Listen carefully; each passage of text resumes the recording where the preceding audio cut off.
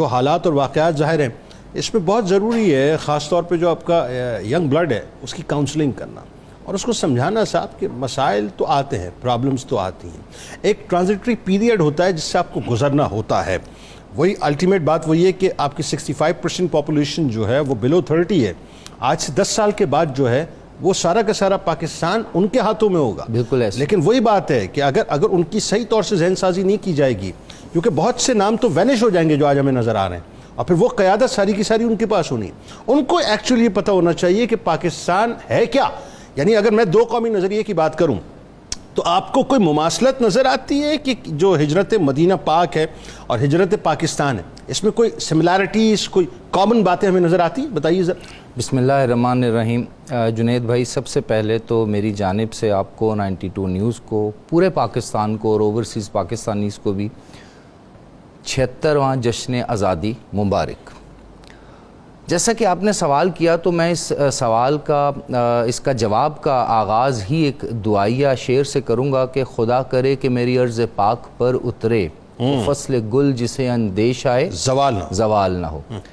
جنید بھائی، ایک چیز جس طرح کہ میرے وردی کولیگ نے بھی ابھی بتایا کہ کس طرح پاکستان کا قیام معرض وجود میں آیا، کس طرح وہ ایک پوری کی پوری فریڈم موومنٹ ایوالو ہوئی، میں یہ کہنا چاہوں گا کہ آج ہم جس دور میں ہیں، اس دور میں سب سے بڑا مسئلہ نیریٹو کا ہے، سب سے بڑا مسئلہ 5th جنریشن وارفیئر کے اس انفارمیشن اور ڈس انفارمیشن کے ایک وار کا ہے، جو کہ اب ہمارے جو برینز ہیں، مائنڈز ہیں، وہ بیٹل گراؤنڈز بنے ہوئے ہیں۔ ایگزیکٹلی۔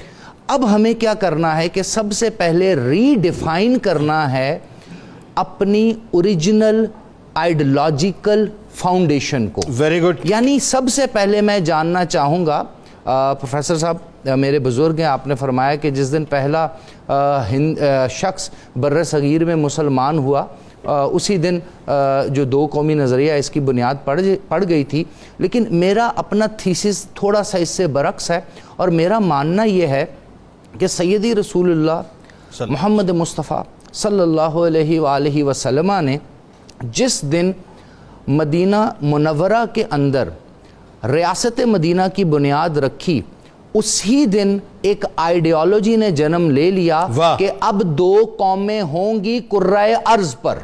ایک وہ قوم ہوگی جو واحد اللہ کو مانے گی، نبی پاک صلی اللہ علیہ وآلہ وسلم کو خاتم النبیین مانے گی، قرآن کو الہامی کتاب گائیڈ لائن مانے گی، اور اسلام کو دین مانے گی۔ یعنی آپ کی ذاتی، آپ کی اجتماعی، آپ کی سیاسی، آپ کی سماجی، آپ کی معیشت، آپ کے روز و شب، سب کے سب اسلام کے پرنسپلز کے اکارڈنگلی چلیں گے۔ یعنی اگر یہ کہوں کہ بائی اینڈ لارج اگر اس کو بڑے کینوس پہ، بڑی پکچر پہ دیکھیں تو founder of two nation theory actually Muhammad Mustafa صلی اللہ علیہ وآلہ وسلم ہی ہیں۔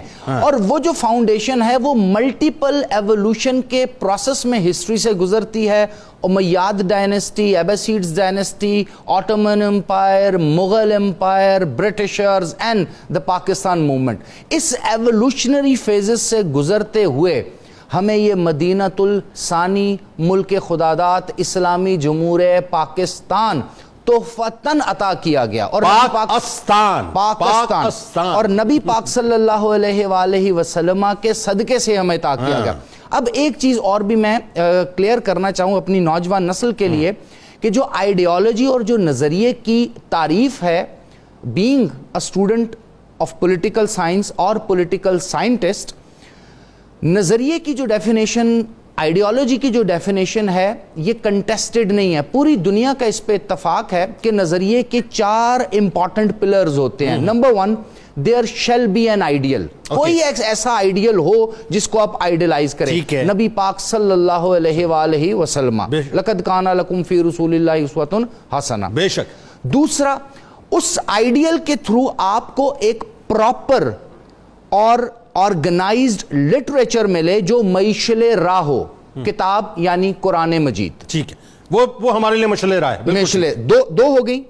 تیسرا پلر کسی بھی نظریہ یا آئیڈیالوجی کا ہوتا ہے تہذیب، تمدن. ٹھیک ہے. اگر آپ آج بھی کلچر دیکھیں, اپنا جینا مرنا دیکھیں, پیدا ہونا دیکھیں, نکاح کے معاملات دیکھیں, یعنی ہر طرح سے ہم ایک عام سے مسلمان کو بھی اگر دیکھیں تو وہ اپنی تہذیب اسی کو فالو کر رہا ہے. اور سر آخری چیز جو بڑی خوبصورت ہے, یور ہسٹری. ہم کبھی بھی بر صغیر کے ساتھ اپنی ہسٹری اس طرح سے نہیں جوڑتے.